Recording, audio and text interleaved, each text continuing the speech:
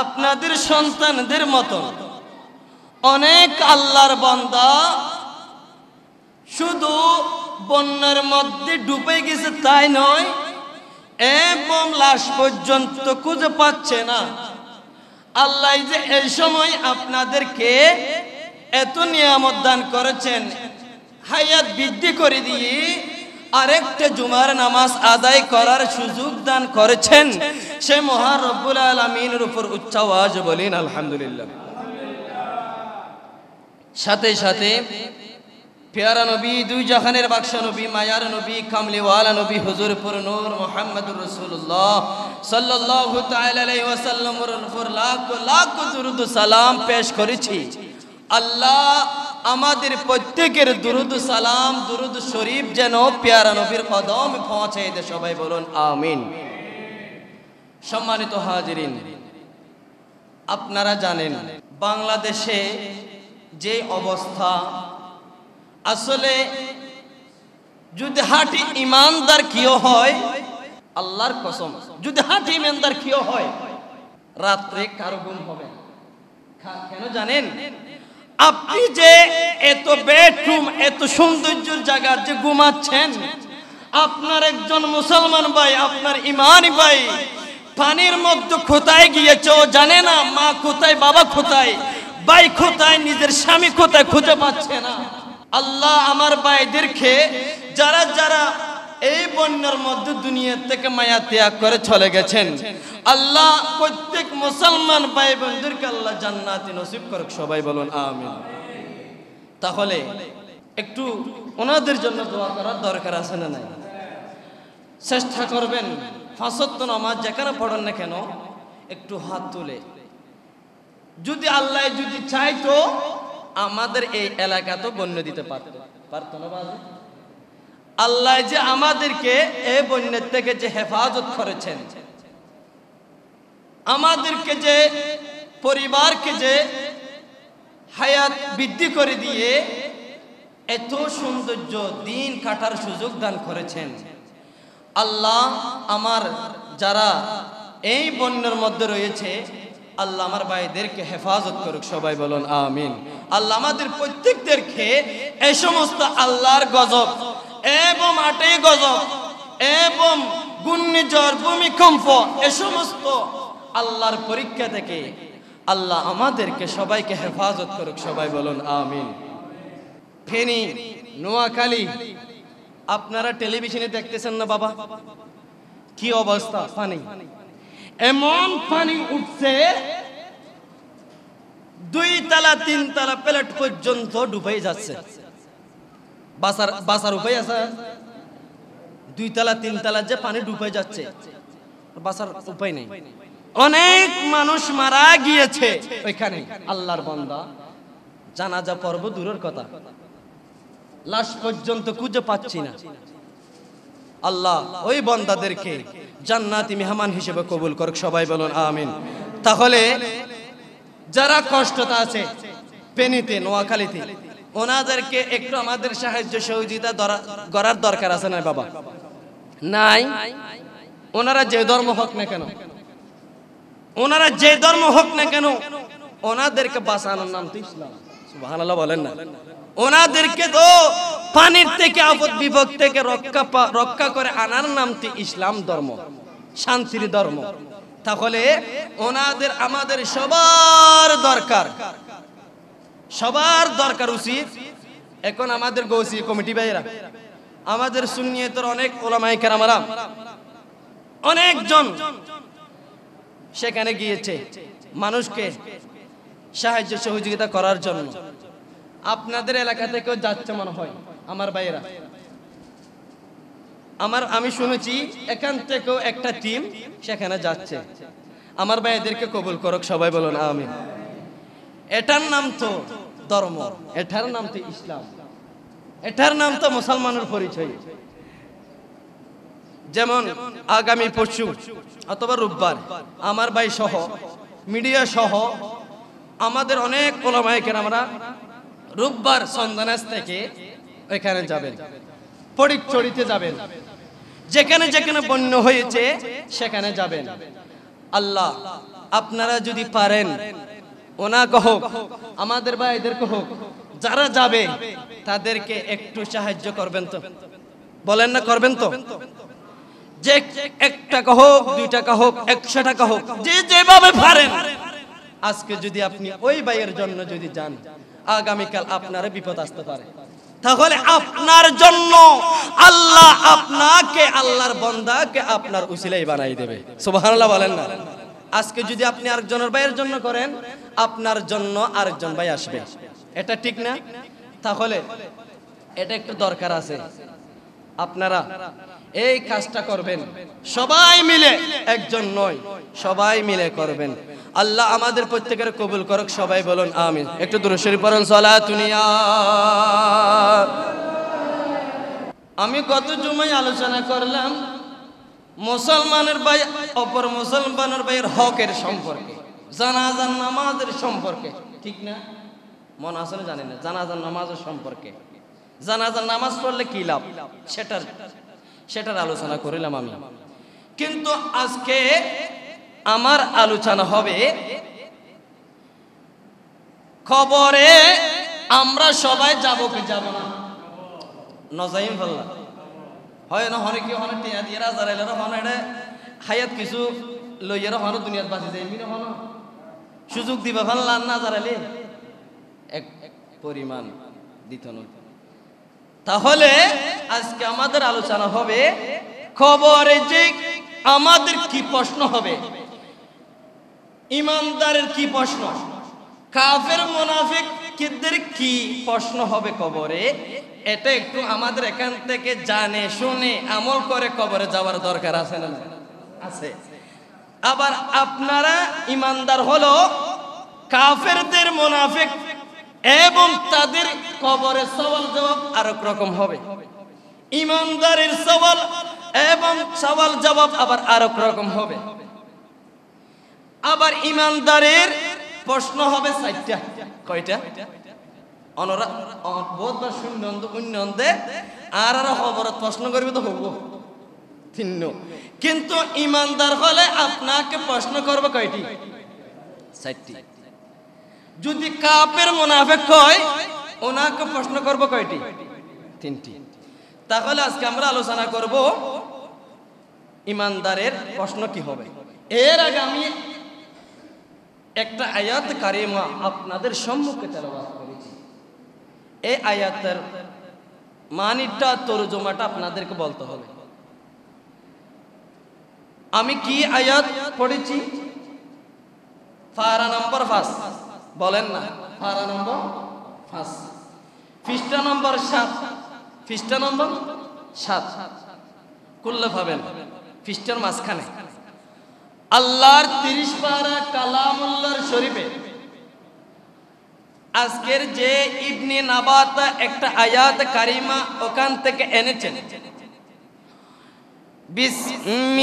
বিসমিল্লাহির রহমানির রহিম। সুবহানাল্লাহ বলেন না? ওয়ালাউ আন্নাহুম ইয যালামু আনফুসাহুম জাউকা ফাস্তাগফিরুল্লাহ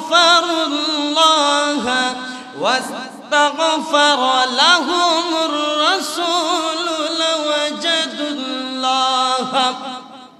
لوجدوا الله توابا رحيما। সুবহানাল্লাহ বলেন না? কোরআন শরীফ মজা না? অনেক মিষ্টি, কিন্তু তরজমা তো অনেক মিষ্টি।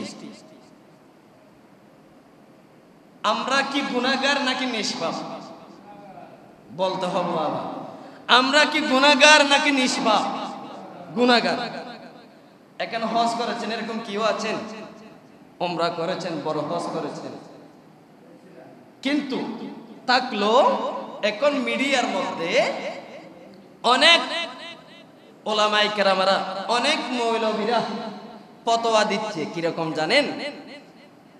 হজ করতে গেলে মক্কায় যাবেন, কিন্তু মদিনা না গেলেও হজ কবুল হয়ে যাবে। নাউজুবিল্লাহ বলেন না? আচ্ছা, আপনারা কি এই কথা কি একমত? একমত নয়। আচ্ছা, মদিনা শরীফ যাওয়ার জন্য নির্দেশ দিয়েছেন কে? আমার কথা মানার দরকার নাই।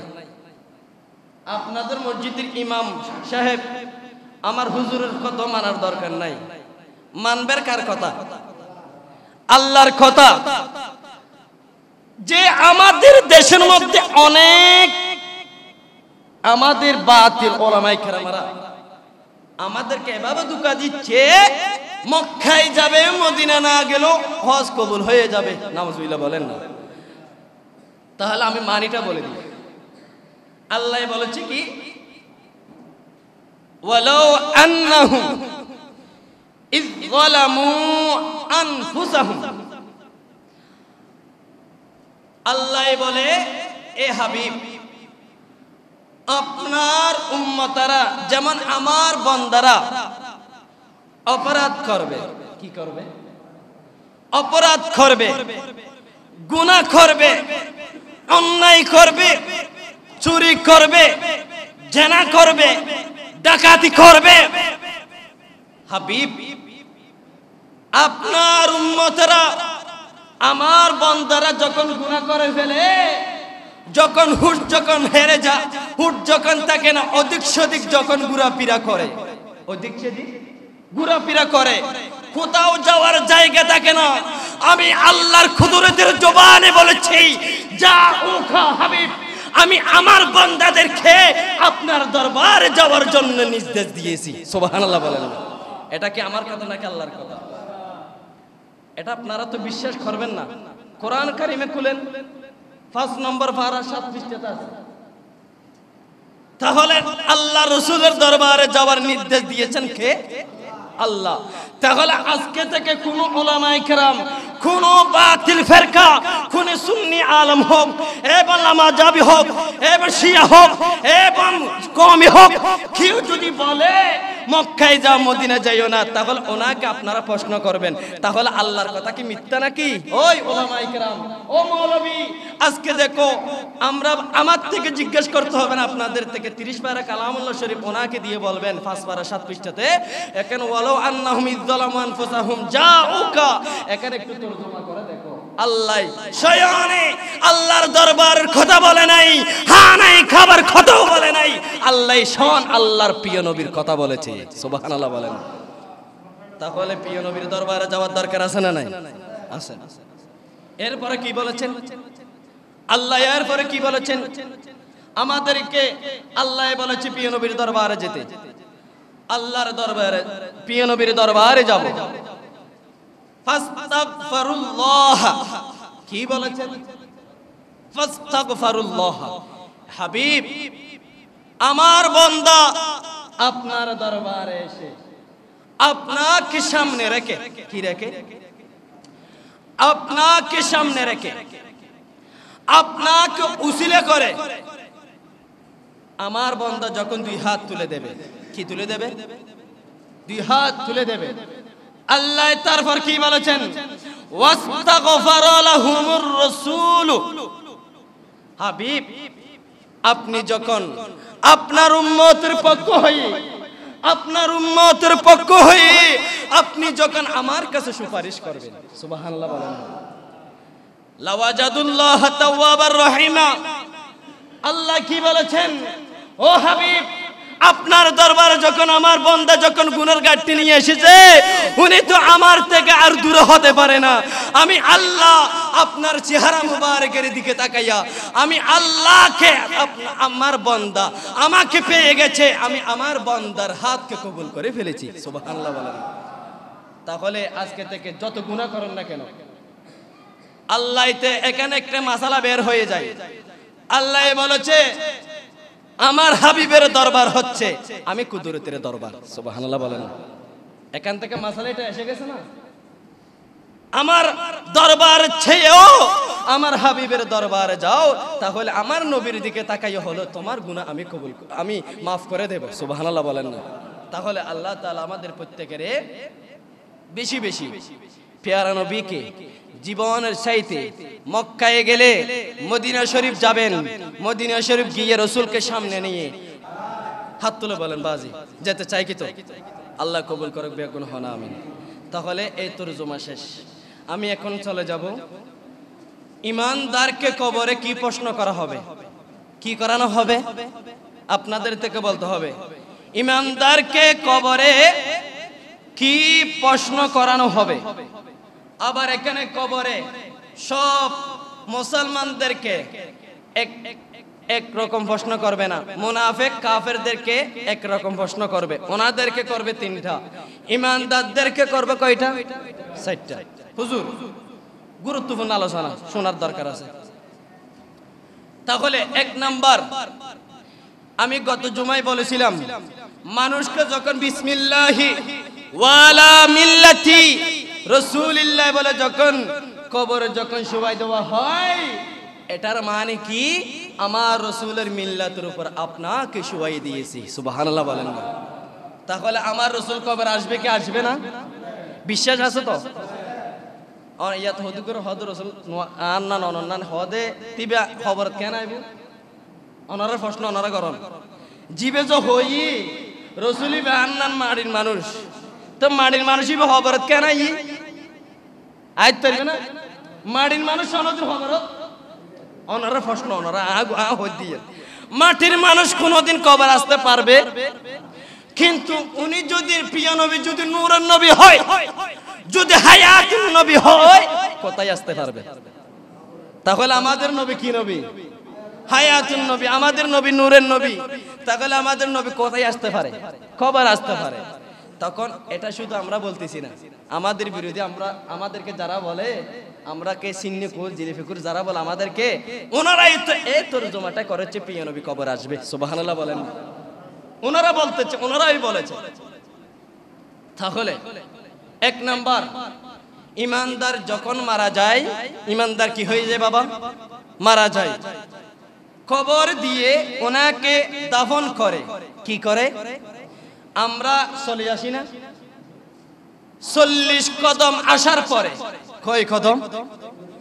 40 কদম আসার পরে কবরে দুইটা ফেরেশতা আসে। কয়জন? দুইজন। আপনারা ওনাদেরকে কি বলেন? হ্যাঁ বলেন না, কি বলেন আপনারা? মুনকার নকির বলেন। তাহলে এই দুইজন ফেরেশতা আসবে কবরে। আসবে কি আসবে না? বিশ্বাস আছে আমাদের।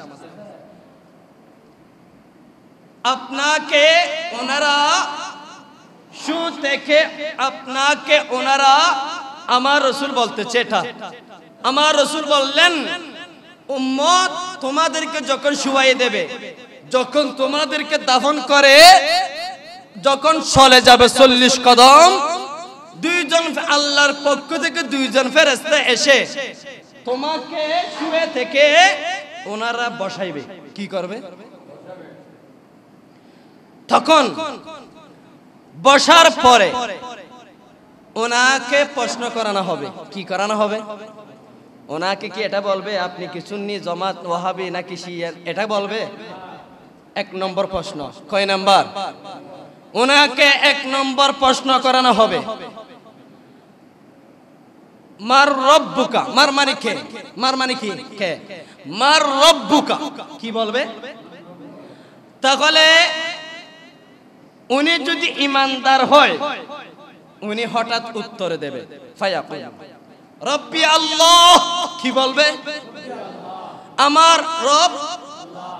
এক নম্বর প্রশ্নের উত্তর শেষ। দুই নম্বর প্রশ্ন, ওনাকে প্রশ্ন করা হবে মা দীনুকা। কি বলবে? মা দীনুকা, তোমার ধর্ম কি, তোমার দিন কি? উনি যদি ইমানদার হয়, উনি উত্তরই দেবে আমার দিন ইসলাম। সুবহানাল্লাহ বলেন। কয় নম্বর প্রশ্ন? উনি আরবিতে বলবে আল ইসলাম, কিন্তু আমি বাংলাতে বলতেছি। উনি বলবে কি? আমার ধর্ম ইসলাম। কয় নম্বর প্রশ্ন শেষ? 2 নম্বর। এখন আসবে 3 নম্বর প্রশ্ন। কয় নম্বর? আপনারা অনেক শুনেছেন মান আমান নবিয়্যুকা এরকম শুনেছেন, অথবা মান নবিয়্যুকা এরকম শুনেছেন, এবং ওনাকে 3 নম্বর প্রশ্ন করা হবে, মা হাযার রাজুল, কি বলবে? মা হাযার রাজুল, এ আল্লাহর বান্দা, তোমার সামনে যাকে দেখতে পাচ্ছ, কি বলবে? তোমার সামনে যাকে দেখতে পাচ্ছ, হাদিস শরীফে এসেছে প্রিয় নবী নাকি এই মৃত্যু ব্যক্তির সামনে এসে উপস্থিত থাকবে। সুবহানাল্লাহ বলেন। এটা যদি উপস্থিত না থাকে, ফেরেশতারা মার রাজুল সেটা জিজ্ঞেস করতো, তাহলে ফেরেশতারা বলছে কি, মা হাযার রাজুল, তোমার সামনে তুমি যাকে দেখতে পাচ্ছ ওনাকে তুমি চিনো? ঈমানদার বলবে, উনি তো হায়াতুন নবী, কামলিওয়ালা নবী, মায়ার নবী, হুয়ার রাসূল সাল্লাল্লাহু আলাইহি ওয়াসাল্লাম। সুবহানাল্লাহ বলেন না, উনি তো আল্লাহর রাসূল, ওনাকে কেন চিনব না? সুবহানাল্লাহ বলবেন না? কয় নম্বর প্রশ্ন শেষ? 3 নম্বর। ওনাকে আরেকটা প্রশ্ন করানো হবে। 3 নম্বর যখন পারছে, মুরদু মৃত্যু ব্যক্তিকে 4 নম্বর বলবে কি, ওমা ইউদরিকা, কি বলবে? ওমা ইউদরিকা। আচ্ছা আল্লাহর বান্দা, তুমি এই প্রশ্ন কিভাবে পারছো? বলবে কি, এ আল্লাহর বান্দা, তুমি এটা কিভাবে জানলে? তখন উনি উত্তরে দেবে কি জানেন? ফায়াকুল, উত্তরে দেবে, উনি বলবে, ক্বরা'তু কিতাবাল্লাহি ফাআমানতু বিহি ওয়া সাদাকতু। সুবহানাল্লাহ বলেন না? উনি বলে উঠবে, আল্লাহর ফেরেশতারা, আমি এটা জেনেছি, আল্লাহর কিতাব পড়ে, কি করে? আল্লাহর কিতাব পড়েছি, আল্লাহর কিতাবকে আমল করেছি। উলামায়ে কেরামরা মসজিদে বলেছে এবং মিলাদ শরীফে বলেছে, এই আলোচনাগুলো বলেছে, এবং কিতাবকে বিশ্বাস করেছি এবং আল্লাহকে বিশ্বাস করেছি এবং প্রিয় নবীকে জানার চেয়ে ভালোবেসেছি এবং প্রিয় নবীর উপর সবসময় দুরূদ শরীফ পড়েছি। সুবহানাল্লাহ বলেন না? আমি সেখান থেকে জেনেছি। সুবহানাল্লাহ বলবেন না? তাহলে ওনাকে কয়টি প্রশ্ন করা হলো? 4টি প্রশ্ন করানো হলো। এখন প্রশ্ন শেষ। নবী করিম সাল্লাল্লাহু আলাইহি ওয়াসাল্লাম ইরশাদ করলেন, এই বান্দা যখন প্রশ্নের উত্তর যখন দিয়ে দেয়, দেখেন আল্লাহর পক্ষ থেকে, কার পক্ষ থেকে? আল্লাহর পক্ষ থেকে কুদরতের জবানে বলে দে, আমার বান্দা তো প্রশ্ন পেয়েছে, ও ফেরেশতারা, আমার বান্দার জন্য জান্নাতি বিছানা বিছাইয়ে দাও কবরে। সুবহানাল্লাহ বলেন না? কে বলে? আল্লাহ বলে, ওই বান্দাকে তোমরা আর দেরি করিও না, ওনাকে জান্নাতি বিছানা বিছাইয়ে দাও। আবার বলে, ওই বান্দাকে একটা কাজ করো, জান্নাত থেকে পোশাক এনে জান্নাতি পোশাক, ওনাকে জান্নাতি পোশাক পরাইয়ে দাও। সুবহানাল্লাহ। এটা বলতেছে কে? আল্লাহ। তাহলে আবার কি বলেছে আল্লাহ? আল্লাহ বলে, ও ফেরেশতা, আমার বান্দার জন্য তোমরা জান্নাতের দরজা খুলে দাও। সুবহানাল্লাহ বলেন না? কিসের দরজা? জান্নাতের দরজা। তখন জান্নাতের দরজা ফেরেশতারা বলে খুলে দেবে। কি করে দেবে? খুলে দেবে। আল্লাহর বান্দা বলে, জান্নাত থেকে বলে সুগন্ধি আসবে। কি আসবে? জান্নাতি সুগন্ধি আসবে। জান্নাতি সুগন্ধি যখন বান্দা যখন অনুভব করবে, আল্লাহ বলে, আবার বলবে, আমার বান্দার জন্য সেটা হবে না, আরো কিছু করো। আল্লাহ বলে, ওই বান্দাকে তোমরা যেটা খবর দিয়েছো, ওই খবরকে 70 গজ পর্যন্ত লম্বা করে দাও। সুবহানাল্লাহ বলেন না? কি করে দাও? লম্বা করে দাও। আমার বান্দা যেন জান্নাতি বিচার নিয়ে সুখ শান্তিতে আরাম করতে পারে। সুবহানাল্লাহ বলেন। তাহলে বাজি, এটা জান্নাতি ইমানদার হওয়ার দরকার আছে না নাই? এটা হচ্ছে ইমানদারের পরীক্ষা। মুনাফিকদের পরীক্ষা, মুনাফিকদের পরীক্ষা যারা করবে ফেরেশতারা, কাফেরদেরকে যারা পরীক্ষা করবে, তাহলে ওনারা কিন্তু প্রশ্ন পারবে না। এটা চ্যাপ্টার অনেক লম্বা, সবটা আমি এখন বলেছি ইমানদারের সম্পর্কে। কিসের সম্পর্কে বাবা? ইমানদারের সম্পর্কে আমি আলোচনা করেছি। আগামী জুমায় যদি আমাকে বাঁচায় রাখে আল্লাহ, আপনাদেরকে মুনাফিক কারা, কাফের কারা, ওনাদের প্রশ্নের উত্তর কিরকম হবে, এটা একটু আমাদের সবার দরকার আছে না নাই? আছে। তাহলে আগামী জুমায় যদি আমাকে বেঁচে রাখে আল্লাহ, আগামী জুমায় মুনাফিক কাফেরদের প্রশ্নের উত্তরের আমরা আলোচনা করব। তাহলে এখন আমরা কি করব? আপনারা সবাই জানেন নোয়াখালী, ফেনী, বিভিন্ন